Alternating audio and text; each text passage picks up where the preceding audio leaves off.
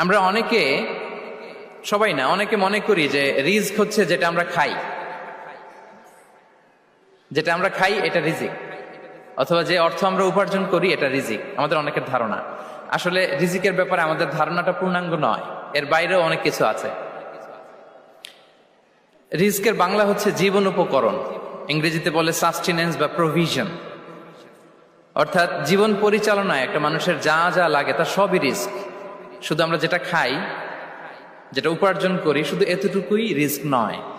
এটা অনেক ওয়াইডার সেন্সে আমাদেরকে চিন্তা করতে হবে। আমরা আমাদের পুরো জীবন জুড়ে যা পাই, যা খাই, যা অর্জন করি, যেটা লাভে ধন্য হই, সবটাই রিস্ক। আমরা অনেকে যে বুঝি যেটা আমরা খাই, যেটা উপার্জন করি এটা রিস্ক, এটা যে একেবারেই রিস্ক নয় সেটা নয়, তবে এটা আংশিক সত্য, এটাও রিস্ক।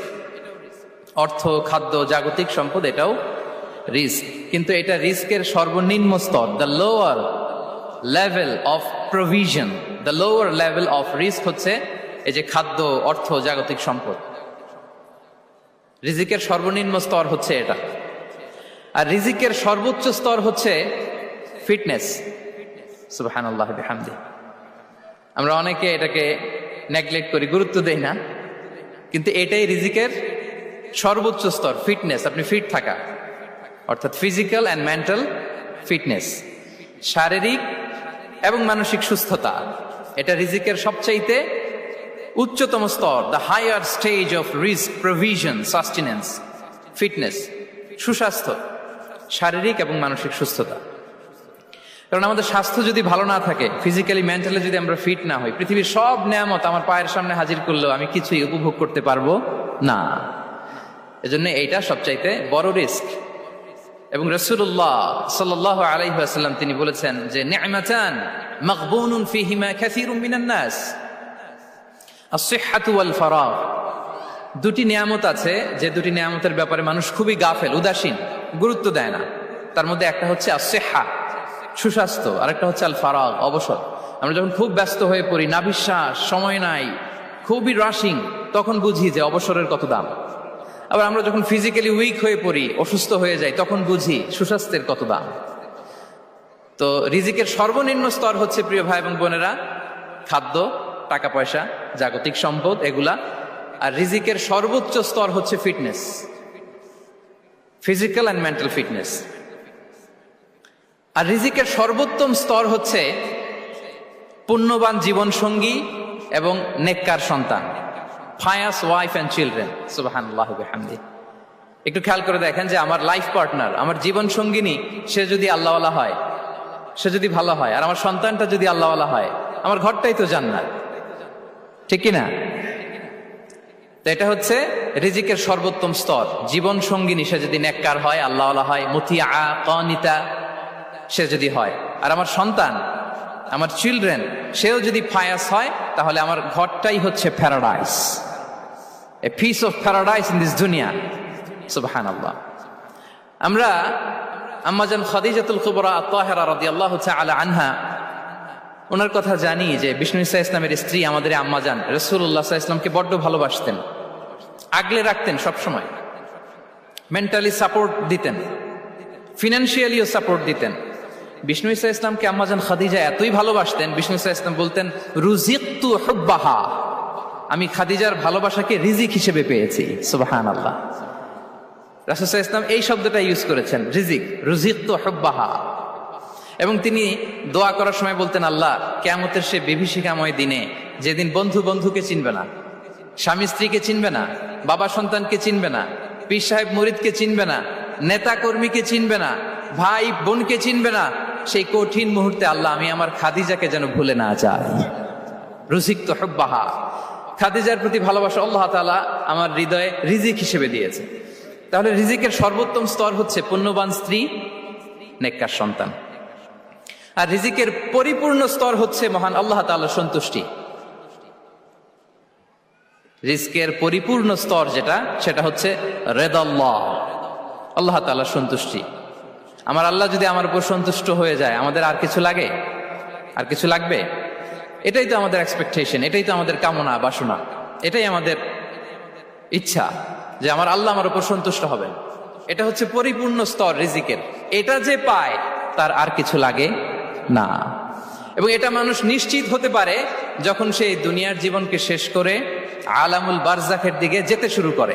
তখন তাকে বলা হয়, ইয়া আইয়াতুহান নাফসুল মুতমাইন্নাহ ইরজিই ইলা রাব্বিকি রাদিয়াতাম মারদিয়া ফাদখুলি ফি ইবাদি ওয়াদখুলি জান্নাতি।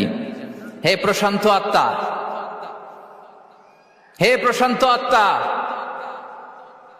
প্রবেশ করো, তোমার রবের দিকে চলে এসো, সন্তুষ্ট চিত্তে সন্তোষ ভাজন হয়ে আমার কাছে এসো, আমার জান্নাতে প্রবেশ করো। সুবহানাল্লাহ ওয়া বিহামদি।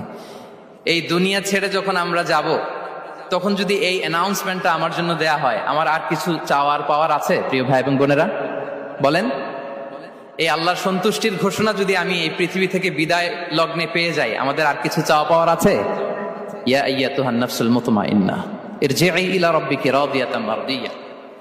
আমরা কিছুদিন আগে আমাদের সকলের প্রিয় আল্লামা দেলোয়ার হোসেন সাঈদী রাহিমাহুল্লাহ নওয়ারাল্লাহু মারকাদাহু ওয়া জাআলাল ফিরদাউস মাসওয়াহু, ওনাকে আমরা হারিয়েছি। আমি যখন ওনার শোক বার্তা নিয়ে ফেসবুকে স্ট্যাটাস লিখি, কমেন্টে আমি এই আয়াতটা লিখেছিলাম। আমি খুঁজে পাচ্ছি না যে আমি কি দিয়ে এটার উপমা দিব, কি দিয়ে ওনার বিদায়ের উপমা আমি জানাবো। আমি খুঁজে পাচ্ছিলাম না কোনো আয়াত। তখন এই আয়াতটা লিখে আমি উপমা দিয়েছি। আল্লাহু আকবার। গোটা বিশ্বের মানুষ কেঁদেছে, গোটা বিশ্বের মানুষ গায়েবানা জানাজা পড়েছে, গোটা বিশ্বের মানুষ ওনাকে অশ্রুসিক্ত বিদায় দিয়েছে। From north to the south, from east to the west, the entire globe, মিন মাশারিকিল আরদি ইলা মাগারিবিহা, অশ্রুসিক্ত বিদায় তিনি পেয়েছেন। এটাই আল্লাহ তাআলার সন্তুষ্টির একটা জলজ্যান্ত নমুনা। জোরে বলেন ঠিক কিনা?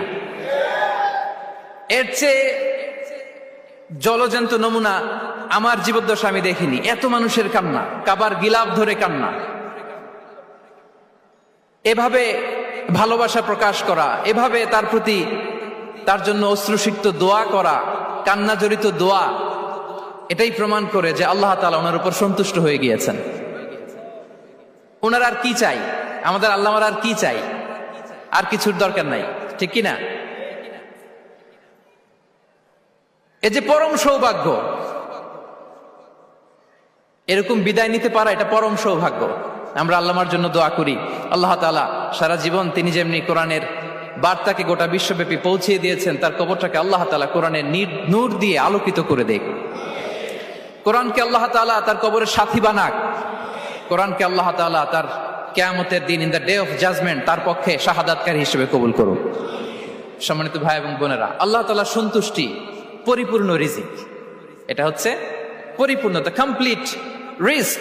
তাহলে আমরা যেটা ভাবি অর্থ, আমরা যেটা ভাবি সম্পদ, এটা রিজিকের সর্বনিম্ন স্তর। সর্বোচ্চ স্তর হচ্ছে fitness, physical and mental fitness. সর্বোত্তম স্তর হচ্ছে পুণ্যবান স্ত্রী, নেককার সন্তান। আর পরিপূর্ণ স্তর হচ্ছে আল্লাহ তাআলার সন্তুষ্টি। হাদিসে সবরকে বলা হয়েছে সবচেয়ে প্রশস্ত স্তর। আর সবর, পেশেন্স, ধৈর্য। রাসূলুল্লাহ সাল্লাল্লাহু আলাইহি ওয়াসাল্লাম বলেছেন, মা রুজিকা আবদুন খায়রান লাহু ওয়ালা আওসা মিনাস সবর।